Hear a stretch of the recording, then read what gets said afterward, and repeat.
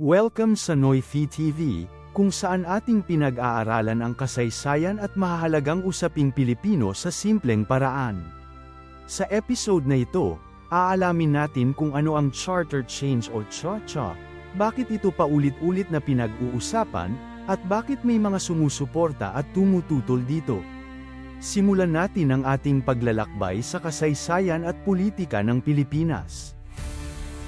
Ang charter change ay ang pagbabago sa 1987 Constitution, ang pinakamataas na batas ng ating bansa. Ang saligang batas ang nagsasabi kung paano pinamamahalaan ang Pilipinas at ano ang mga karapatan ng mga mamamayan. Kapag binago ito, maaaring magkaroon ng malaking epekto sa gobyerno at sa buong bansa. Matapos ang People Power Revolution noong 1986, nais ng mga Pilipino na magkaroon ng bagong saligang batas. Layunin nitong pigilan ang pang-aabuso sa kapangyarihan at palakasin ang demokrasya. Noong 1987, opisyal na pinagtibay ang bagong konstitusyon sa ilalim ng pamahalaan ni Corazon Aquino. Habang lumilipas ang panahon, may mga nagsasabing kailangan ng baguhin ang ilang bahagi ng konstitusyon. Ayon sa kanila, may mga batas na hindi na akma sa kasalukuyang panahon. Naniniwala silang makatutulong ito upang mas mapabilis ang pag-unlad ng ekonomiya at pamahalaan. Isa sa mga madalas pag-usapan ay ang pagbubukas ng mas maraming industriya sa mga dayuhang mamumuhunan. May ilan ding nais baguhin ang istruktura ng gobyerno mula presidential patungong parliamentary o federal system. Ngunit hindi lahat ng panukala ay pare-pareho, kaya mahalagang maintindihan ang bawat isa. May mga Pilipino namang hindi pumapayag sa charter change.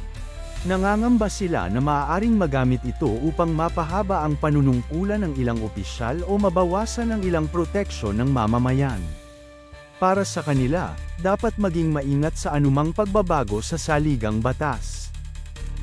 Hindi madaling baguhin ang saligang batas.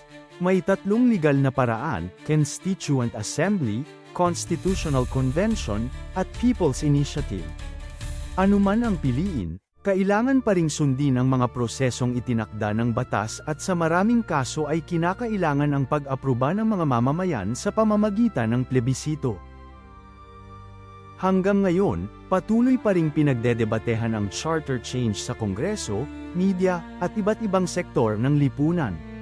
May mga naniniwalang makatutulong ito sa pag-unlad ng bansa, habang ang iba ay naniniwalang mas mahalagang panatilihin ang kasalukuyang konstitusyon.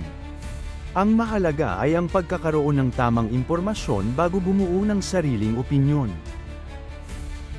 Ang charter change ay tungkol sa posibleng pagbabago ng pinakamataas na batas ng Pilipinas.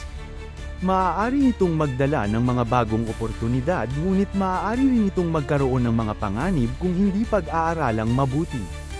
Bilang mamamayan, mahalagang maging mapanuri, magbasa ng tamang impormasyon, at unawain ang magkabilang panig bago magpasya.